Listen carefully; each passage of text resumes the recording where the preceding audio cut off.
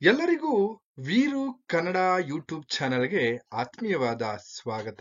ನಾನು ನಿಮ್ಮ ವೀರು ಕನ್ನಡ ಸರ್. ಇವತ್ತಿನ ತರಗತಿಯಲ್ಲಿ ನಾನು 2ನೇ ಸೆಮಿಸ್ಟರ್ BBA ವಿದ್ಯಾರ್ಥಿಗಳಿಗಾಗಿ TP ಕೈಲಾಸಂ ಅವರ ಈ ನಾಟಕದ ಬಗ್ಗೆ ಚರ್ಚೆಯನ್ನ ಮಾಡ್ತಾ ಇದ್ದೇನೆ. ತಾಳಿ ಕಟ್ಟೋಕು ಕೂಲಿನೇ ಅನ್ನುವಂತಹ ನಾಟಕದ ಬಗ್ಗೆ ಇಲ್ಲಿ ಸೀನ್ 1ರ ಬಗ್ಗೆ ಇವತ್ತಿನ ತರಗತಿಯಲ್ಲಿ ಚರ್ಚೆ ಮಾಡ್ತಾ ಇದ್ದೇನೆ. ಅದರಲ್ಲಿ ಪಾತು ತವರು ಮನೆ ಅನ್ನುವಂತಹ ಒಂದು ದೃಶ್ಯ ಭಾಗ, ಅದರಲ್ಲಿ ಸೀನ್ 1 ಅನ್ನುವಂತಹ ವಿಚಾರದ ಬಗ್ಗೆ ಚರ್ಚೆಯನ್ನ ಮಾಡ್ತಾ ಇದ್ದೇನೆ. ಅದಕ್ಕಿಂತ ಮುಂಚಿತವಾಗಿ ನನ್ನ ಚಾನೆಲ್ ಅನ್ನ ಇನ್ನೂ ಕೂಡ ಸಬ್ಸ್ಕ್ರೈಬ್ ಮಾಡ್ಕೊಂಡಿಲ್ಲ ಅಂತಂದ್ರೆ ಸಬ್ಸ್ಕ್ರೈಬ್ ಮಾಡ್ಕೊಳ್ಳಿ. ಹಾಗೆ ನಿಮ್ಮ ಸ್ನೇಹಿತರಿಗೂ ಕೂಡ ನನ್ನ ಚಾನೆಲ್ ಬಗ್ಗೆ ಮಾಹಿತಿಯನ್ನ ನೀಡಿ ಪರೀಕ್ಷೆಯಲ್ಲಿ ಅವರು ಹೆಚ್ಚು ಅಂಕವನ್ನ ಪಡ್ಕೊಳ್ಳಿ, ನನ್ನ ತರಗತಿಯನ್ನ ನನ್ನ ಚಾನೆಲ್ ಅನ್ನ ನೋಡಿ ಅಂತ ಹೇಳ್ತಾ ಈಗ ನೇರವಾಗಿ ನಾವು ಪಾತ್ರ ಪರಿಚಯಕ್ಕೆ ಬರ್ತಾ ಹೋಗೋಣ. ನೋಡಿ, ತಾಲಿ ಕಟ್ಟೋಕು ಕೂಲಿನೇ ಅನ್ನುವಂತಹ, ನೋಡಿ ಎಷ್ಟು ತಾಲಿ ಕಟ್ಟೋಕು ಕೂಡ ದುಡ್ಡು ಕೊಡ್ಬೇಕಾ ಅನ್ನುವಂತಹ ಒಂದು ನಾಟಕದ ಬಗ್ಗೆ ಚರ್ಚೆನ ಮಾಡೋಣ. ಇಲ್ಲಿ ನಾಟಕದ ಈ ಪಾತ್ರ ಪರಿಚಯಗಳು ಹೀಗಿವೆ. ನಾವು ಟೊಳ್ಳುಗಟ್ಟಿ ನಾಟಕ ನನ್ನ ಚಾನೆಲ್ ಇದೆ, ಬೇಕಾದ್ರೆ ಒಂದ್ಸಾರಿ ನೋಡಿ. ಅದರ ಮುಂದುವರೆದ ಭಾಗ ಅಂತಾನೆ ನಾವು ಇಲ್ಲಿ ಗಮನಿಸ್ತಾ ಹೋಗ್ಬೋದು. ಈ ತಾಲಿ ಕಟ್ಟೋಕು ಕೂಲಿನೇ ಅನ್ನುವಂತಹ ನಾಟಕದ ಇಲ್ಲಿ ಭಾಗ ನೋಡಿ. ಟೊಳ್ಳುಗಟ್ಟಿಯ ನಾಗತ್ತೆ ಇದ್ದಾಳೆ, ಟೊಳ್ಳುಗಟ್ಟಿಯ ಪಾತು, ಹಾಗೇನೆ ಸಾತು ಅಂತಕ್ಕಂತಹ ಪಾತ್ರಗಳಿವೆ. ರಾಮಣ್ಣ ಪಾತುವಿನ ತಂದೆ, ರಾಮಪುರದ ಇಲ್ಲಿ ಮಾಮಲದಾರ್, ಹಾಗೆ ಲಕ್ಷ್ಮೀ ದೇವಮ್ಮ ಪಾತುವಿನ ತಾಯಿ ಅಂದ್ರೆ ರಾಮಣ್ಣನವರ ಹೆಂಡತಿ, ಹಾಗೆ ಕಿಟ್ಟು ಪಾತುವಿನ ಅಣ್ಣ ಅಂತಕ್ಕಂಥದ್ದು. ಇಲ್ಲಿ ರಾಮಣ್ಣ ಲಕ್ಷ್ಮೀ ದೇವಮ್ಮನವರ ಮಗ ಕಿಟ್ಟು ಅಥವಾ ಕಿಟ್ಟ ಅಂತಾನು ಕೂಡ ಅವನನ್ನ ಕರಿತೀವಿ. ಇಲ್ಲಿ ಮಿಸ್ ಪ್ರಭಾಮಣಿ ಲಕ್ಷ್ಮೀ ದೇವಮ್ಮನವರ ಸಹಕಾರಿಣಿ ಅಂತಕ್ಕಂಥದ್ದು. ಹಾಗೆ ಬೋರ ಯಾಕುಬ ಅಂತಕ್ಕಂತಹ ವ್ಯಕ್ತಿಗಳು, ಇವರು ಜವಾನರು. ಇವರು ಪಾತು ಮನೆಯಲ್ಲಿ ಏನಪ್ಪಾ ಅಂದ್ರೆ ಇವರು ಜವಾನರಾಗಿ ಇರ್ತಕ್ಕಂಥದ್ದನ್ನ ನಾವು ಗಮನಿಸ್ತಾ ಹೋಗ್ಬೋದು. ನರಸಿಂಹಯ್ಯ ರಾಮಪುರದ ಲಾಯರ್, ಪಾರ್ವತಮ್ಮ ನರಸಿಂಹಯ್ಯನವರ ಹೆಂಡತಿ, ಹಾಗೆ ಪುರೋಹಿತ ರಾಮಣ್ಣನ ಮನೆಯವ. ಹೀಗೆ ಅನೇಕ ವ್ಯಕ್ತಿಗಳು, ಅನೇಕ ಪಾತ್ರಗಳು ಬಂದು ಹೋಗ್ತವೆ. ಬಹುಮುಖ್ಯವಾಗಿರ್ತಕ್ಕಂಥ ಪಾತ್ರದ ಬಗ್ಗೆ ನಾನಿಲ್ಲಿ ನಿಮ್ಗೆ ಕೊಟ್ಟಿದ್ದೀನಿ ಅಂತಕ್ಕಂಥದ್ದು. ಹಾಗೇನೆ ಅದ್ರ ಕೆಳಗಡೆ ಇವತ್ತಿನ ಸೀನ್ 1ರಲ್ಲಿ ಯಾವ್ಯಾವ ಒಂದು ಪ್ರಶ್ನೆಗಳು ಬರ್ಬೋದು ಅದನ್ನೆಲ್ಲ ನಾನು ನಿಮ್ಗೆ ಹೇಳ್ತಾ ಹೋಗ್ತೇನೆ. ಈಗ ಮೊದಲಿಗೆ ಒಂದು ಈ ಸೀನ್ 1ರಲ್ಲಿ, ಈ ನಾಟಕದ ಸೀನ್ 1ರಲ್ಲಿ ನರಸಿಂಹಯ್ಯನ ಪ್ರವೇಶ. ನರಸಿಂಹಯ್ಯನವರು ಮೇಜಿನ ಮೇಲಿರ್ತಕ್ಕಂತಹ ಕೆಲವು ಕಾಗದಗಳ ಪತ್ರಗಳನ್ನ ವಿಂಗಡಿಸಿಟ್ಟು ಗೋಡೆಯ ಕಡೆ ಇಲ್ಲಿ ತಗಲಿ ಹಾಕಿರ್ತಕ್ಕಂತಹ ಗಡಿಯಾರದ ಕಡೆಗೆ ನೋಡ್ತಾ ಇದ್ದಾರೆ. ಆ ಗಡಿಯಾರದಲ್ಲಿ ಆಲ್ರೆಡಿ ಈಗ 8:30 ಆಗಿದೆ. ಓಹೋ, 8:30 ಆಯ್ತು, ಇನ್ನೂ ಬರ್ಲಿಲ್ವಲ್ಲ ಅವನು ಅಂತಕ್ಕಂಥದ್ದು. ಆದ್ರೆ ಈಗ ನೋಡ್ತಾ ಇರ್ತಕ್ಕಂಥ ಸಂದರ್ಭದಲ್ಲಿ ಆ ಬೀದಿಯ ಬಾಗಿಲಿನ ಕಡೆ, ಇಲ್ಲಿ ಆ ಬಾಗಿಲಿನ ಕಿಟಕಿಯಿಂದ ನೋಡ್ತಾ ಇದ್ದಾರೆ ಆ ಬೀದಿಯ ಕಡೆ. ಹಾಗೆ ಇದಕ್ಕಿಂತ ಅದು ಒಂದು ವಿಚಾರ. ಇಲ್ಲಿ ನರಸಿಂಹಯ್ಯನವರು ನೋಡ್ತಾ ಇದ್ದಾರೆ, ಅಲ್ಲಿ ಯಾರೋ ಒಬ್ಬ ವ್ಯಕ್ತಿ ಬಂದಂಗಾಗುತ್ತೆ. ಯಾರು? ಇವನಲ್ಲವಲ್ಲ, ಓಹೋ ಇವನು ಪೋಸ್ಟ್ ಮ್ಯಾನ್. ಅಲ್ಲಿ ಪೋಸ್ಟ್ ಮ್ಯಾನ್ ಬಂದಿದ್ದಾನೆ. ಇವತ್ತು 8:30 ಗಂಟೆಗೆ ಬಂದಿದ್ದಾನಲ್ಲ, ಪ್ರತಿದಿನ ಇವನು 9:30 ಗಂಟೆಗೆ ಬರ್ತಿದ್ದ ಅಂತ ಯೋಚಿಸ್ತಾ ಇದ್ದಾರೆ. ಯೋಚಿಸ್ತಾ ಇರ್ಬೇಕಾದ್ರೆ ಪೋಸ್ಟ್ ಮ್ಯಾನ್ ಇಲ್ಲೇನ್ ಮಾಡ್ತಾ ಇದ್ದಾನಪ್ಪ ಅಂದ್ರೆ, ತಾನು ತನ್ನ ಲೆದರ್ ಬ್ಯಾಗಿನಿಂದ ಏನ್ ಮಾಡ್ತಾ ಇದ್ದಾನಪ್ಪ ಅಂದ್ರೆ, ಆ ಲೆದರ್ ಬ್ಯಾಗಿನ ಒಳಗಡೆ ಕೈ ಹಾಕಿ ಕೆಲವೊಂದು ಪತ್ರಗಳನ್ನ ತೆಗಿತಾ ಇದ್ದಾನೆ. ಆಗ ಅದನ್ನ ಗಮನಿಸಿದಂತಹ ನರಸಿಂಹಯ್ಯನವರು, ಇವನು ಓಹೋ ನನಗೆ ಯಾವ್ದೋ ಪತ್ರ ಬಂದಿರ್ಬೇಕೇನೋ, ಹಾಗೇನೆ ಅಥವಾ ಯಾವ್ದೋ ಮನಿ ಆರ್ಡರ್ ಬಂದಿರ್ಬೇಕೇನೋ, ಆದ್ರೆ ನೆನ್ನೆ ಬಂದಿರ್ಬೇಕು, ಆದ್ರೆ ನೆನ್ನೆ ನಾನು ಮಧ್ಯಾಹ್ನದವರೆಗೂ ನಾನು ಕೋರ್ಟ್ ಅಲ್ಲಿ ಇದ್ದಿದ್ರಿಂದ ಅವನು ಇವತ್ತನ್ನು ಕೊಡ್ತಾ ಇದ್ದಾನೆ ಅಂತ ಭಾವಿಸಿ ಅವರು ಮೆಲ್ಲನೆ ಏನಾದ್ರೂ ಮಾಡಿ ಮನೆಗೆ ಇವನನ್ನು ಕರೆದು ಆ ಮನೆ ಒಳಗಡೆ ಇಲ್ಲಿ ತಂದು ಕೊಡ್ತಾನೆ. ಆ ತಂದು ಕೊಟ್ಟಂತ ಸಂದರ್ಭದಲ್ಲಿ ಈ ಕಮಿಷನ್ ಅನ್ನ ಮರ್ಸ್ಬೇಕು. ಯಾಕೆಂದ್ರೆ ಮನಿ ಆರ್ಡರ್ ತಂದ್ರೆ ಅಲ್ಲಿ ಪೋಸ್ಟ್ ಮ್ಯಾನ್ ಏನ್ ಮಾಡ್ತಾನಪ್ಪ ಅಂದ್ರೆ ಇಂತಿಷ್ಟು ಆಣಿಗಳು ಅಥವಾ ಪೈಸೆ ಇಷ್ಟು ಕಮಿಷನ್ ಬೇಕು ಅಂತ ಕೇಳ್ತಾನೆ. ಅದಕ್ಕೋಸ್ಕರ ನಾನು ಏನಾದ್ರೂ ಮಾಡಿ ಅವನನ್ನ ಕಮಿಷನ್ ನನ್ನ ಹತ್ರ ತೆಗೆದುಕೊಳ್ಳೋದನ್ನ ಮರ್ಸ್ಬೇಕು ಅಂತ ಹೇಳಿ ಆ ಪೋಸ್ಟ್ ಮ್ಯಾನ್ ಮನೆ ಬಾಗಿಲ ಹತ್ರ ಬರ್ತಾನೆ. ಆ ಬಾಗಿಲನ್ನ ತೆಗೆದು, ಓ ಬಾರಪ್ಪ ತಮ್ಮ, ಒಳಗೆ ಬಾ ಯಾಕೆಂದ್ರೆ ಹೊರಗಡೆ ತುಂಬಾ ಬಿಸಿಲಿದೆ ನೋಡಿ, ಯಾವ ರೀತಿಯಾದಂತ ನಾಟಕೀಯವಾದಂತಹ ಮಾತನಾಡ್ತಾ ಇರ್ತಕ್ಕಂಥದ್ದು. ಒಂದ್ ಕಡೆ ಅವ್ರ ಉದ್ದೇಶ ಏನು, ಇವನತ್ರ ಈ ಪೋಸ್ಟ್ ಮ್ಯಾನ್ ನನ್ನಿಂದ ಯಾವುದೇ ರೀತಿಯಾದಂತಹ ಕಮಿಷನ್ ಅನ್ನ ಕೇಳಬಾರ್ದು, ನನಗೆ ಮನಿ ಆರ್ಡರ್ ಬಂದಿದ್ರೆ ಅವ್ನು ಕೊಟ್ಟಿ ಸಲೀಸಾಗಿ ಅವನ ಪಾಡಿಗೆ ಅವ್ನು ಹೋಗ್ಬೇಕು ಅನ್ನೋ ಒಂದು ಉದ್ದೇಶ ಇಲ್ಲಿ ಯಾರ್ದಪ್ಪ ಅಂತಂದ್ರೆ ಈ ನರಸಿಂಹಯ್ಯನವ್ರದ್ದಾಗಿರುತ್ತೆ. ಬಾರಪ್ಪ ತಮ್ಮ ಬಾ ಒಳಗಡೆ ಅಂತ ಕರೆದು, ಬಿಸಿಲು ಹೊರಗಡೆ ತುಂಬಾ ಇದೆ ಅಂತ ಹೇಳ್ತಾ ಮನೆ ಒಳಗಡೆ ಪೋಸ್ಟ್ ಮ್ಯಾನ್ ಕರೀತಾರೆ. ಪೋಸ್ಟ್ ಮ್ಯಾನ್ ಮನೆಯ ಒಳಗಡೆ ಬರ್ತಾನೆ. ಬಂದಾದ್ಮೇಲೆ ಆಗ ನರಸಿಂಹಯ್ಯನವರು, ಏನಪ್ಪ ಕಾಲಿಗೆ ಜೋಡಿಲ್ವೇ ಎಂದು ಕೇಳ್ತಾರೆ. ಏನಪ್ಪ ಕಾಲಿಗೆ ಚಪ್ಪಲಿಲ್ವಾ ಅಥವಾ ಚಪ್ಪಲಿ ಇಲ್ವಾ ಕಾಲಿಗೆ ಅಂತಕ್ಕಂಥದ್ದು. ಇಲ್ಲಿ ಜೋಡು ಅಂತ ಅಂದ್ರೆ ಕೆರ ಅಥವಾ ಇಲ್ಲಿ ಚಪ್ಪಲಿ ಅಂತಾನು ಕೂಡ ಕರಿತೀವಿ, ಅಥವಾ ಪಾದರಕ್ಷೆ ಅಂತಕ್ಕಂಥದ್ದು. ಇಲ್ವಾ ಅಂತ ಕೇಳಿದಾಗ ಪಾಪ ಇಲ್ಲಿ ಪೋಸ್ಟ್ ಮ್ಯಾನ್ ಏನ್ ಮಾಡ್ತಾನೆ, ಅವನ ಬದುಕಿ ಹೇಗಿರುತ್ತಪ್ಪ ಅಂದ್ರೆ, ಅಯ್ಯೋ ಏನ್ ಸಾರ್ ಇಲ್ಲಿ ಇಲ್ಲೆಲ್ಲ ಒಂದ್ ಕಡೆ ಈಗ ಸಿಗೋ ಸಂಬಳದಲ್ಲಿ ಹೊಟ್ಟೆ ಪಾಡಿಗೆ ಸಾಕಾಗುತ್ತೆ, ಅಥವಾ ನನ್ನ ಜೀವನವನ್ನ ನಡೆಸೋದೇ ಕಷ್ಟವಾಗಿದೆ, ನನ್ನ ಜೀವನಕ್ಕೇನೆ ಸಾಕಾಗುತ್ತೆ, ಅದ್ರಲ್ಲಿ ನಾ ಚಪ್ಪಲಿಗೆ ದುಡ್ಡೆಲ್ಲಿಂದ ತರ್ಲಿ ಸಾರ್, ಏನೋ ನಿಮ್ಮಂತವ್ರು ನನ್ನಂತವನ್ ಮೇಲೆ ಕರುಣೆ ತೋರಿ ಏನೋ ಒಂದ್ ಸ್ವಲ್ಪ ಹಣ ಕೊಟ್ರೆ ನಾನೇನೋ ಚಪ್ಪಲಿ ತಗೋಬಹುದು ಸಾರ್ ಅಂತ ಪೋಸ್ಟ್ ಮ್ಯಾನ್ ಪ್ರತ್ಯುತ್ತರವನ್ನ ನೀಡ್ತಾನೆ ನರಸಿಂಹಯ್ಯನವರು ಕೇಳಿದಂತಹ ಸಂದರ್ಭದಲ್ಲಿ. ಆಗ ಅದಾದ್ಮೇಲೆ ನರಸಿಂಹಯ್ಯನವರು ಪೋಸ್ಟ್ ಮ್ಯಾನ್ಗೆ, ಹಾಗಾದ್ರೆ ನೋಡಪ್ಪ ನಿನಗೆ ಸಂಬಳ ಎಷ್ಟು ಅಂತ ಕೇಳ್ತಾರೆ. ಎಷ್ಟಪ್ಪ ಸಂಬಳ ನಿನಗೆ ಅಂತ ಅಂದಾಗ ಪೋಸ್ಟ್ ಮ್ಯಾನ್ ಹೇಳ್ತಾನೆ, ತಿಂಗಳಿಗೆ 30 ದಿವಸ ಇರ್ಲಿ 31 ದಿವಸ ಇರ್ಲಿ ಸಾರ್, ಇಲ್ಲಿ 15 ರೂಪಾಯಿ ಮಾತ್ರ ಕೊಡ್ತಾರೆ, 15 ರೂಪಾಯಿ ನನಗೆ ತಿಂಗಳಿಗೆ ಸಂಬಳ ಅಂತಕ್ಕಂಥದ್ದು. ಹಾಗಾದ್ರೆ ನಾನು ಇಲ್ಲಿ ಪೇಪರ್ ನಲ್ಲಿ ಬರೀತೀನಿ ಬಿಡು, ವರ್ಷಕ್ಕೆ ನಿನಗೆ 2 ಜೊತೆ ಕೆರ ಕೊಡ್ಲಿ ಅಥವಾ ಎಲ್ಲ ಒಂದ್ ಕಡೆ ಎಕ್ಕಡ ಕೊಡ್ಲಿ ಅಥವಾ ಚಪ್ಪಲಿಗಳು ಕೊಡ್ಲಿ ಅಂತ ಹೇಳಿ ನಾನು ಪೇಪರ್ ನಲ್ಲಿ ಬರೀತೀನಿ ಅಂತ ಹೇಳ್ತಕ್ಕಂತ ಮಾತನ್ನ ಹೇಳ್ತಾರೆ. ಅದಾದ್ಮೇಲೆ ನೀನೇನು ಎದುರು ಬೇಡ, ಆಯ್ತು ನಾನು ನಾನು ಬರೀತೀನಿ ಅಂತ ಹೇಳಿದ್ಮೇಲೆ ಅಷ್ಟರಲ್ಲಿ ಪೋಸ್ಟ್ ಮ್ಯಾನ್ ಕೆಲವೊಂದು ಕಾಗದಗಳನ್ನ ಹುಡುಕ್ತಾ ಇರ್ತಾನೆ ತನ್ನ ಬ್ಯಾಗಲ್ಲಿ. ಆಗ ನರಸಿಂಹಯ್ಯನವರು, ಏನ್ ಓದಿದ್ದೀಯಾ ಅಥವಾ ಏನ್ ಪಾಸ್ ಮಾಡಿದ್ದೀಯಾ ಅಂತ ಪೋಸ್ಟ್ ಮ್ಯಾನ್ ನ ಪ್ರಶ್ನೆ ಮಾಡ್ತಾರೆ. ನೋಡಿ, ಇದೆಲ್ಲ ನರಸಿಂಹಯ್ಯ ಮತ್ತೆ ಪೋಸ್ಟ್ ಮ್ಯಾನ್ ನಡುವೆ ನಡೀತಾ ಇರ್ತಕ್ಕಂಥ ಮಾತುಕತೆ ಅಥವಾ ಇಲ್ಲಿ ಸಂವಾದ ಅಥವಾ ಸಂಭಾಷಣೆ ಏನು ಅಂತ ಏನಾದ್ರು ಪ್ರಶ್ನೆ ಕೇಳಿದ್ರೆ, ಈಗ ನಾನು ಏನೇನ್ ಹೇಳ್ತಾ ಇದ್ದೀನಿ ಅದನ್ನೆಲ್ಲ ಬರೀಬೇಕಾಗುತ್ತೆ. ಇಲ್ಲಿ ಈ ರೀತಿ ಪ್ರಶ್ನೆಗಳನ್ನ ಕೇಳ್ಬೋದು. ನರಸಿಂಹಯ್ಯ ಮತ್ತು ಪೋಸ್ಟ್ ಮ್ಯಾನ್ ನಡುವೆ ನಡೆದಂತಹ ಸಂಭಾಷಣೆಯನ್ನ ಬರೆಯಿರಿ ಅಂತ ಕೇಳ್ಬೋದು. ಅಥವಾ ಪೋಸ್ಟ್ ಮ್ಯಾನ್ ನರಸಿಂಹಯ್ಯನವರ ಮನೆ ಹತ್ತಿರ ಯಾಕೆ ಬಂದಿದ್ದ, ಬರಲು ಕಾರಣವೇನು ಅಂತಕ್ಕಂಥದ್ದನ್ನ ಪ್ರಶ್ನೆ ಕೇಳ್ಬೋದು. ಅಥವಾ ನರಸಿಂಹಯ್ಯನವರಿಗೆ ಇಲ್ಲಿ ಬಂದಿರತಕ್ಕಂತಹ ಪತ್ರ ಯಾರಿಂದ ಬಂದಿತ್ತು ಅಂತಕ್ಕಂಥದ್ದು ಕೇಳ್ಬೋದು. ಈಗ ಈ ರೀತಿ ಪ್ರಶ್ನೆಗಳನ್ನ ಕೇಳ್ತಾರೆ. ಇಲ್ಲಿ ನೋಡಿ, ನಾವು ಗಮನಿಸ್ತಕ್ಕಂಥದ್ದು, ಅವನು ಪೋಸ್ಟ್ ಮ್ಯಾನ್ ನರಸಿಂಹಯ್ಯನವರು ಪ್ರಶ್ನೆ ಮಾಡ್ತಾರೆ, ಏನ್ ಪಾಸ್ ಮಾಡಿದೀಯಪ್ಪ ಅಥವಾ ಏನ್ ಓದಿದೀಯ ನೀನು ಅಂತ ಕೇಳಿದಾಗ ಪೋಸ್ಟ್ ಮ್ಯಾನ್ ಹೇಳ್ತಾನೆ, ಲೋಯರ್ ಸೆಕೆಂಡರಿ ಪಾಸ್ ಮಾಡಿದೀನಿ ಸಾರ್ ಅಂತಕ್ಕಂಥದ್ದು.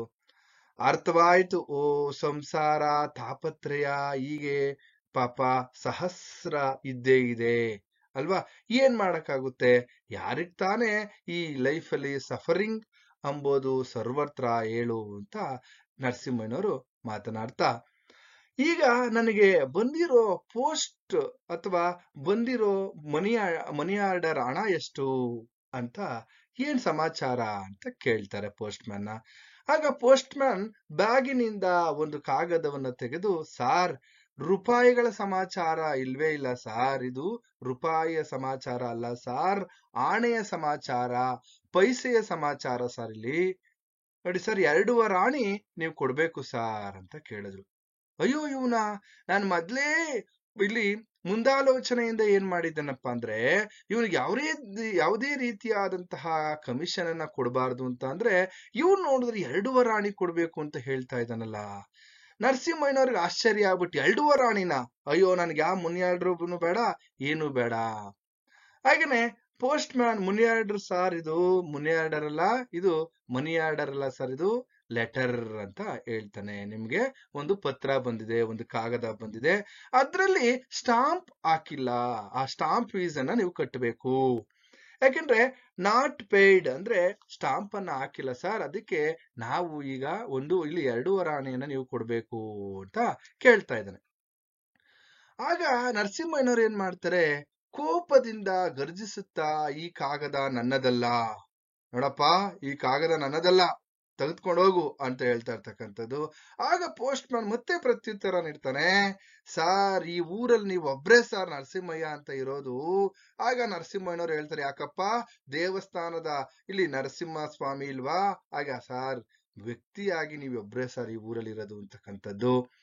ಈಗ ಹೇಳಿದ್ಮೇಲೆ ಅಂತಹ ಏನೇ ಹೇಳಿ ಸಾರ್, ಪೋಸ್ಟ್ ಮ್ಯಾನ್ ನಂತರ ಏನ್ ಮಾಡ್ತಾನೆ, ಸಾರ್ ನೀವೇನ್ ಹಳ್ಳಿ ಗಮಾರ್ರ ಸಾರ್, ಇವತ್ತು ಕೇವಲ 2 ಆಣೆಗೆ ಹಿಂಜರಿದ್ರೆ ನೋಡಿ ಯಾವ ತರ ಪೋಸ್ಟ್ ಮ್ಯಾನ್ ಹೇಳ್ತಾನೆ ಅಂದ್ರೆ ಪ್ರತ್ಯುತ್ತರವನ್ನ ನರಸಿಂಹಯ್ಯನವ್ರಿಗೆ, ಸಾರ್ ನೀವೇನ್ ಹಳ್ಳಿ ಗಮಾರ್ರ ಸಾರ್, ಇವತ್ತು ನೀವೇನಾದ್ರೂ 2 ಆಣೆಗೆ ಹಿಂಜರಿದ್ರೆ ಈ ಕಾಗದವನ್ನ ಈ ಪತ್ರವನ್ನ ತೆಗೆದುಕೊಳ್ಳಿಲ್ಲ ಅಂದ್ರೆ ನಾಳೆ ಬರೋ ಕಾಗದಗಳಾಗಿರ್ಬೋದು, ಮನಿ ಆರ್ಡರ್ ಆಗಿರ್ಬೋದು, ಯಾವುದು ಕೂಡ ನಿಮ್ ಮನೆ ತಲುಪಲ್ಲ ಸಾರ್ ಅಂತ ಹೇಳ್ತಾನೆ. ಆ ಹೇಳ್ದಂತ ಸಂದರ್ಭದಲ್ಲಿ ಆಯ್ತಪ್ಪ ಸರಿ, ನಾನು ಕೋಪ ನಿನ್ ಮೇಲೆ ಯಾಕೆ ಪ್ರಯೋಜನ ಏನು, ಆ ಪತ್ರ ಅಂತ ಹೇಳಿ ಪೋಸ್ಟ್ ಮ್ಯಾನ್ ಆಗ ಹೇಳ್ತಾನೆ, ಕ್ಷಮಿಸಿ ಸರ್. ಏನ್ ಹೇಳ್ತಾನೆ ನೋಡಿ, ಅಲ್ಲೂ ಕೂಡ ಈ ಪೋಸ್ಟ್ ಮ್ಯಾನ್ ಅನ್ನ ಒಂದು ಬುದ್ಧಿವಂತಿಕೆಯನ್ನ ಗಮನಿಸ್ತಾ ಹೋಗ್ಬೇಕು. ನೋಡಿ ಸರ್, ನೋಡಿ ಕ್ಷಮಿಸಿ ಸರ್, ಏನ ಸರ್, ಮೊದಲು ದುಡ್ಡು ಕೊಡಿ, ಮೊದಲು ಏನ್ 2 ಆಣೆ ಇತ್ತು ಆ ದುಡ್ಡನ್ನ ಕೊಡಿ ಸರ್, ಆನಂತರ ನಾನು ಪತ್ರವನ್ನ ಕೊಡ್ತೀನಿ ನಿಮಗೆ ಅಂತ ಕೇಳ್ತಾನೆ. ಆಗ ಹೇಳಿದಂತ ಸಂದರ್ಭದಲ್ಲಿ ನರಸಿಂಹಯ್ಯನವರು ಪೋಸ್ಟ್ ಮ್ಯಾನನಿಗೆ, ನೀನು ನಂಬಿಕೆ ಇಲ್ಲದೆ ಇರೋದಕ್ಕೆ ನೋಡು ಈ ಬಿಸಿಲಲ್ಲಿ ಅಲ್ಲಿ ಇಲ್ಲಿ ಓಡಾಡಿಸ್ತಾ ಇದ್ದಾನೆ ಭಗವಂತ ಅಂತ ಹೇಳ್ತಕ್ಕಂಥದ್ದು. ಏನಪ್ಪಾ ನಿನಗೆ ನಂಬಿಕೆನೇ ಇಲ್ವಾ, ಹಾಗೆ ಹೀಗೆ ಅಂತ ಪ್ರಶ್ನೆ ಮಾಡ್ತಾರೆ. ಅದಾದ್ಮೇಲೆ ಕೊನೆಗೆ ನರಸಿಂಹಯ್ಯನವರು ತಾವು ಹಾಕೊಂಡಿರ್ತಕ್ಕಂತಹ ಕೋಟಿನ 7ನೇ, ಅಂದ್ರೆ ಅವ್ರು ಹಾಕೊಂಡಿರ್ತಕ್ಕಂತಹ ಕೋಟಲ್ಲಿ ನೀವು ಗಮನಿಸ್ತಾ ಹೋಗ್ಬೋದು, ಅದೆಷ್ಟು ಜೋಬ್ ಇದುವೋ ಗೊತ್ತಿಲ್ಲ. ಯಾಕೆಂದ್ರೆ ಆ ಕೋಟಿನ 7ನೇ ಜೇಬು ಕೈ ಹಾಕ್ತಾರೆ. ಆ 7ನೇ ಜೋಬಿನಿಂದ ಏನ್ ಮಾಡ್ತಾರಪ್ಪ ಅಂತಂದ್ರೆ, ಅಲ್ಲಿ ಎಲ್ಲ ಒಂದ್ ಕಡೆ ಆ 2 ಆಣೆಯನ್ನ ಪೋಸ್ಟ್ ಮ್ಯಾನ್ಗೆ ಕೊಡಲು ತೊಡಗ್ತಾರೆ. 7ನೇ ಜೇಬಿನಿಂದ ಏನ್ ಮಾಡ್ತಾರೆ, ಅವ್ರು ಹಾಕೊಂಡಿರ್ತಕ್ಕಂಥ ಕೋಟಿನ 7ನೇ ಜೇಬಿನಿಂದ 2 ಆಣೆಯನ್ನ ತೆಗೆದುಕೊಡ್ತಾರೆ. ಆ ತೆಗೆದುಕೊಟ್ಟಾಗ ಪೋಸ್ಟ್ ಮ್ಯಾನ್ ಮತ್ತೆ, ಸರ್ ಇನ್ನೂ ಅರ್ಧ ಆಣಿ, 2 ಆಣಿ ಅಲ್ವಾ ಸರ್, ಇನ್ನೂ ಅರ್ಧ ಆಣಿ ಅಲ್ವಾ ಅಂತ ಅಂದಾಗ, ನಂತರ ನರಸಿಂಹಯ್ಯ ಸ್ವಲ್ಪ ತಾಳೋ ಚಿತ್ರಗುಪ್ತ, ತಾಳಪ್ಪ, ನೀನು ಒಂದ್ ರೀತಿಯಲ್ಲಿ ಯಮನ ಹತ್ತಿರ ಇರ್ತಕ್ಕಂತಹ ಚಿತ್ರಗುಪ್ತ ಇದ್ದ ಹಾಗೆ, ನೀನ್ ಬಿಡೋಂಗ್ ಕಾಣಲ್ಲ, ಇರಪ್ಪ ಅಂತ ಹೇಳಿ ಮತ್ತೆ ಕೋಟಿಗೆ ಕೈ ಹಾಕಿ ಕೋಟಿನ 8ನೇ ಜೇಬಿನಿಂದ, ನೋಡಿ 8 ಜೋಬು ಈಗ ಲೆಕ್ಕ ಹಾಕೊಂಡ್ರೆ, ಆ 8ನೇ ಜೇಬಿನಿಂದ ಅರ್ಧ ಆಣಿಯನ್ನ ತೆಗೆದುಕೊಡ್ತಾರೆ ಪೋಸ್ಟ್ ಮ್ಯಾನ್ಗೆ. ಆ ತೆಗೆದುಕೊಟ್ಟಂತ ಸಂದರ್ಭದಲ್ಲಿ ಆ 2.5 ಆಣಿಯನ್ನ ತೆಗೆದುಕೊಂಡು ಆ ಪೋಸ್ಟ್ ಮ್ಯಾನ್ ಅವನು ಹೇಳ್ತಾನೆ, ಸರ್ ಗುಡ್ ಮಾರ್ನಿಂಗ್ ಸರ್ ಅಂತ ಹೇಳ್ಬಿಟ್ಟು ಅಲ್ಲಿ ಪೋಸ್ಟ್ ಮ್ಯಾನ್ ಏನ್ ಮಾಡ್ತಾನೆ, ಹೊರಡಪ್ಪ ಹೊರಡು, ನನ್ನ ಹತ್ರ 2.5 ಆಣಿ ನನಗೆ ಲುಕ್ಷಾನ್ ಆಯ್ತು, ನೀನು ಹೊರಡಪ್ಪ ನೀನು ಅಂತ ಇವರು ಹೇಳ್ತಕ್ಕಂಥದ್ದು. ಆ ಹೇಳಾದ್ಮೇಲೆ ನರಸಿಂಹಯ್ಯನವರು ಆಶ್ಚರ್ಯ ಮತ್ತು ಕೋಪ 2 ಬಂತು. ಇಲ್ಲ, ನನ್ನ ಹತ್ರ 2.5 ಆಣಿ ಕೇಳೋ ಹಾಗೆ ಮಾಡಿಸಿದಂತಹ ಈ ಕಡುಪಾಪಿ ಯಾರು, ಈ ಕಡುಪಾಪಿ ನನಗ್ ಪತ್ರ ಬರ್ದಿರೋನು ಅಂತ ಪತ್ರವನ್ನ ನೋಡ್ತಾರೆ. ಅದರಲ್ಲಿ ಆ ನರಸಿಂಹಯ್ಯನವರ ಮಗ ಪತ್ರವನ್ನ ಬರೆದಿದ್ದಾನೆ. ತೀರ್ಥರೂಪರಾದ ತಂದೆಯವರಿಗೆ ಪಾದ ಪದ್ಮ ಅಂತ ಬರೆದಿದ್ದಾನೆ. ಅಲ್ಲಿ ಆ ಪತ್ರದಲ್ಲಿ ಏನಪ್ಪಾ ಅಂತಂದ್ರೆ, ನನಗೆ 30 ರೂಪಾಯಿಯನ್ನ ನೀವು ಮನಿ ಆರ್ಡರ್ ಮಾಡಬೇಕು, ನನಗೆ 30 ರೂಪಾಯಿಯನ್ನ ಕಳಿಸ್ಕೊಡ್ಬೇಕು ಅಂತ ಹೇಳ್ಬಿಟ್ಟು ಆ ಪತ್ರವನ್ನ ಬರ್ದಿದ್ದಾನೆ. ಆ ಬರ್ದಿದಂತ ಸಂದರ್ಭದಲ್ಲಿ ಆ 30 ರೂಪಾಯಿನ ನಾನೇನ್ ಮನೆ ಹಿಂದೆ ಹಿತ್ತಲಲ್ಲಿ ಏನಾದ್ರೂ ಗಿಡ ಹಾಕಿದ್ದೀನ, ಇವನಿಗೆ 30 ರೂಪಾಯಿ ಬೆಲೆನೇ ಗೊತ್ತಿಲ್ಲ, ಹಾಗೆ ಹೀಗೆ ಅಂತ ಬೈತಾ ಇದ್ದಾರೆ. ಆ ಬೈತಾ ಇರದಂತ ಸಂದರ್ಭದಲ್ಲಿ ಅಷ್ಟರೊಳಗಡೆ ನರಸಿಂಹಯ್ಯನವರ ಹೆಂಡತಿ ಬರ್ತಾರೆ. ಅವ್ರ ಹೆಂಡತಿ ಬಂದ್ಬಿಟ್ಟು ಒಂದ್ ಮಾತು ಹೇಳ್ತಾರೆ, ಅಲ್ಲ ಅವನು ಫಸ್ಟ್ ಕ್ಲಾಸ್ ಬಂದಾಗ ಊರು ಕೇರಿ ಪೇಟೆ ನಗರ ಎಲ್ಲ ನೋಡ್ದಂಗೆ ಬುಡುಬುಡುಕಿ ಇರ್ತಾರ, ನನ್ ಮಗ ಫಸ್ಟ್ ಕ್ಲಾಸ್ ಅಂತ ಹೇಳಿದ್ರಿ, ಈಗ ನೋಡಿದ್ರೆ ಅಯ್ಯೋ ನನ್ ಕಂದ. ನೋಡಿ, ಆ ತಾಯಿ ತನ್ನ ಮಗನ ಮೇಲೆ ಇರ್ತಕ್ಕಂತಹ ವಾತ್ಸಲ್ಯವನ್ನ ನಾವು ಗಮನಿಸ್ತಾ ಹೋಗ್ಬೋದು. ನೋಡಿ, ಪಾರ್ವತಮ್ಮನವರಿಗೆ ತನ್ನ ಮಗನ ಮೇಲೆ ಇದ್ದಂತಹ ವಾತ್ಸಲ್ಯ ಎಂತದ್ದು ಅಂತ ಅಂದಾಗ ಅವ್ರ ತಾಯಿ ಒಂದ್ ಮಾತು ಹೇಳ್ತಾರೆ, ನೋಡು, ಅಯ್ಯೋ ಪಾಪ ನನ್ ಮಗು ತಂದೆ ತಾಯಿ ಬಿಟ್ಟು ದೂರ ದೇಶ ಹೋಗಿ ಓದ್ತಾ ಇದೆ, ಅದಕ್ಕೆ ಜ್ವರನೋ ತಲೆನೋವು ಅಥವಾ ಅನಾರೋಗ್ಯದಿಂದ ಬಳಲ್ತಾ ಇದೆಯೋ ಅಥವಾ ಎಲ್ಲಾದ್ರೂ ಬಿದ್ದು ಆಸ್ಪತ್ರೆ ಸೇರ್ಕೊಂಡಿದ್ಯೋ ಏನೋ, ನಾಟ್ ಪೇಯ್ಡ್ ಅಂತ ಬರ್ದಿದೆ. ಅಯ್ಯೋ ಅದೊಂದು ಶನಿ, 30 ರೂಪಾಯಿ ಕೇಳಿದ್ರೆ ಇಷ್ಟೆಲ್ಲ ಮಾತಾಡ್ತಿರಲ್ಲ, ಇಷ್ಟೆಲ್ಲ ಎಗರಾಡ್ತಿರಲ್ಲ ಅಂತ ತನ್ನ ಗಂಡನ ಮೇಲೆ ಇವರು ಎಲ್ಲ ಒಂದ್ ಕಡೆ ಗಂಡನಿಗೆ ಹೇಳ್ತಾರೆ.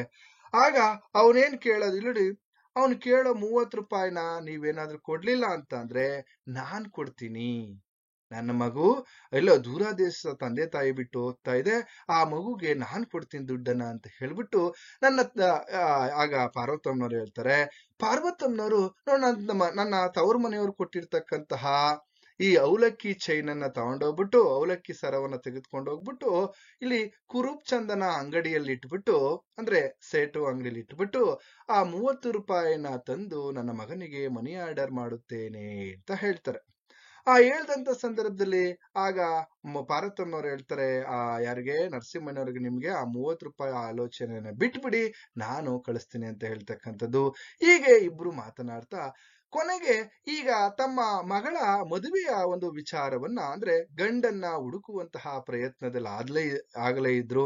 ಆಗ ವರನನ್ನ ಹುಡುಕುವಂತಹ ಒಂದು ವಿಚಾರ ಎಲ್ಲಿಗೆ ಬಂತು ಏನು ಅಂತ ಇಬ್ರು ಕೂಡ ಮಾತನಾಡ್ತಾ, ಇನ್ನೇನು ಇಲ್ಲಿ ನಮ್ಗೆ ಗೊತ್ತಿರ್ತಕ್ಕಂಥದ್ದು ಇರ್ತಕ್ಕಂಥವ್ರು ಇಬ್ರೇ ಇಲ್ಲಿ ವರಗಳು, ಅಂದ್ರೆ 2 ಗಂಡುಗಳಿವೆ. ಒಂದು ಪಾರ್ವತಮ್ಮರು ಇಬ್ಬರು ತಮ್ಮ ಮಕ್ಕಳಿಗೆ ಇಲ್ಲಿ ಎಲ್ಲ ಒಂದ್ ಕಡೆ ಆ ಗಂಡನ್ನ ಹುಡುಕ್ತಕ್ಕಂತಹ ಒಂದು ಕೆಲಸವನ್ನ ಮಾಡ್ತಾ ಇದ್ರು ತಮ್ಮ ಮಗಳಿಗೆ ಅಂತಕ್ಕಂಥದ್ದು. ಇಲ್ಲಿ ಆ ಜಾತಕವನ್ನು ಇಬ್ಬರು ಹುಡುಗರನ್ನ ನೋಡಿದ್ದಾರೆ. ಆ ನೋಡಿರ್ತಕ್ಕಂತಹ ಹುಡುಗರಲ್ಲಿ ಆ ಜಾತಕವನ್ನ ಇಲ್ಲಿ ಹೊಂದಾಣಿಕೆ ಮಾಡ್ತಕ್ಕಂಥದ್ದು, ನೋಡ್ತಕ್ಕಂಥ ಕೆಲಸದಲ್ಲಿದ್ದಾರೆ. ಅದಾದ ಮೇಲೆ ಇನ್ನಿರೋದು ಯಾರು? ಇಬ್ರೇನೆ. ಯಾರು? ರಾಮಣ್ಣನವರ ಮಗ ಇಲ್ಲಿ ಕೃಷ್ಣಮೂರ್ತಿ ಮತ್ತು ಹಾಗೇನೆ ಗುಮ್ಮಸ್ತ ರಂಗಣ್ಣನವರ ಮಗ ಅಶ್ವತ್ಥ. ಈಗ ಇವ್ರನ್ನ ನಾವು ಹೋಗಿ ನೋಡ್ಕೊಂಡ್ ಬರೋಣ. ಅದಕ್ಕೆ ಎಲ್ಲೋ ಒಂದ್ ಕಡೆ ಇಲ್ಲಿ ಯಾರಪ್ಪ ಅಂತಂದ್ರೆ ನಮ್ಮ ನರಸಿಂಹಯ್ಯನವರು ಕೋಟ್ ಹಾಕೊಂಡು ಆಲ್ರೆಡಿ ತಯಾರಾಗಿದ್ರು, ಹೋಗಿದ್ ಬರೋಣ ಅಂತ ಹೇಳಿ ರಂಗಣ್ಣನವರ ಮನೆಗೆ ಹೋಗಿದ್ ಬರೋಣ ಅಂತ ತಯಾರಿ ಮಾಡ್ಕೊಂಡಿದೀನಿ ಅಂತಕ್ಕಂಥದ್ದು. ಅಷ್ಟರಲ್ಲಿ ಪಾರ್ವತಮ್ಮನವರು, ಇರ್ರಿ ಸ್ವಲ್ಪ ನಾನು ಬರ್ತೀನಿ ಅಂತಕ್ಕಂಥದ್ದು. ಅಲ್ಲ ನೀನೇನಕ್ಕೆ ಅಂದ್ರೆ, ಅಯ್ಯೋ ನೀವು ಗಂಡಸ್ರೋ ಬರೀ ಇಂಗ್ಲಿಷ್ ಟಸ್ಸ ಪುಸ್ಸ ಡರ್ಸ ಅನ್ಕೊಂಡು ಇಂಗ್ಲಿಷ್ ಮಾತಾಡ್ಕೊಂಡು ಸುಮ್ಮನೆ ಇರ್ತೀರಾ. ಅಲ್ಲಿ ನನ್ನ ಮಗಳು ಹೋಗಿ ಬಾಳ್ತಕ್ಕಂತಹ ಮನೆ, ಅಲ್ಲಿ ಹೇಗಿದೆಯೋ ಏನೋ ಅವ್ರ ಮನೆ ಜನಗಳ ಗುಣ ಏನು, ಅವ್ರು ಏನ್ ಮಾಡ್ತಾರೆ, ಅವರಲ್ಲಿ ಏನ್ ಆಸ್ತಿ ಇದೆ, ಮನೆ ಹೇಗಿದೆ, ನನಗೆ ನಮ್ಮ ಹುಡುಗಿ ಮುಂದೆ ಬಾಳುವಂತಹ ಮನೆ ಹೇಗಿದೆ, ಆ ಮನೆಯವರ ಗುಣ ಏನು, ಹೀಗೆ ಅನೇಕ ವಿಷಯಗಳ ಬಗ್ಗೆ ತಿಳ್ಕೊಳ್ಳೋದಿಲ್ಲ ನೀವು. ಅದಕ್ಕೆ ನಾನು ಬಂದ್ರೆ ಎಲ್ಲಾ ವಿಷಯಗಳ ಕಡೆಗೆ ಗಮನ ಹರಿಸುತ್ತೇನೆ ಅಂತ ಹೇಳ್ತಾರೆ ಪಾರ್ವತಮ್ಮ. ಆಗ ನರಸಿಂಹಯ್ಯನವರು, ಸರಿ ಹಾಗಾದ್ರೆ ಬಾರಮ್ಮ ಒಪ್ತೆ, ನಿಂದಮ್ಮಯ್ಯ ಬಾ ಅಂತ ತನ್ನ ಹೆಂಡತಿ ಅವರು ಸೀರೆಯನ್ನ ಉಟ್ಟು ತಯಾರಿಯಾಗಿ ಬರ್ತಾರೆ, ಅಲಂಕಾರವನ್ನ ಮಾಡ್ಕೊಂಡು. ಇಲ್ಲಿ ಪಾರ್ವತಮ್ಮ ಮತ್ತೆ ನರಸಿಂಹಯ್ಯನವರಿಬ್ರು ಕೂಡ ಇಲ್ಲಿ ಆ ರಂಗಣ್ಣನ ಮನೆಗೆ ಇಲ್ಲಿ ವರನನ್ನ ನೋಡೋದಕ್ಕೆ, ಅವರ ಮನೆಯನ್ನ ನೋಡೋದಕ್ಕೆ ಹೋಗ್ತಾ ಇರ್ತಕ್ಕಂತಹ ಒಂದು ಸಂದರ್ಭವನ್ನು ನಾವಲ್ಲಿ ಗಮನಿಸ್ತಾ ಹೋಗ್ಬೋದು. ಇದು ಭಾಗ 1ರ ವಿಚಾರ. ಹಾಗೇನೆ ಸೀನ್ 1ರ ಒಂದು ವಿಚಾರವನ್ನು ನಾನು ಇವತ್ತಿನ ತರಗತಿಯಲ್ಲಿ ತಿಳಿಸಿದ್ದೀನಿ ಅಂತ ಹೇಳ್ತಾ, ಎಲ್ಲರಿಗೂ ಕೂಡ ಶುಭವಾಗ್ಲಿ, ಎಲ್ರು ಹೆಚ್ಚು ಅಂಕವನ್ನ ಪಡ್ಕೊಳ್ಳಿ ಅಂತ ಹೇಳ್ತಾ, ಹಾಗೆ ನನ್ನ ಚಾನೆಲ್ ಅನ್ನ ಇನ್ನೂ ಸಬ್ಸ್ಕ್ರೈಬ್ ಮಾಡ್ಕೊಳ್ಳಿ ಅಂದ್ರೆ ಸಬ್ಸ್ಕ್ರೈಬ್ ಮಾಡ್ಕೊಳ್ಳಿ ಅಂತ ಹೇಳಿ ಇಲ್ಲಿಗೆ ಈ ತರಗತಿಯನ್ನ ಮುಗಿಸ್ತಾ ಇದ್ದೇನೆ.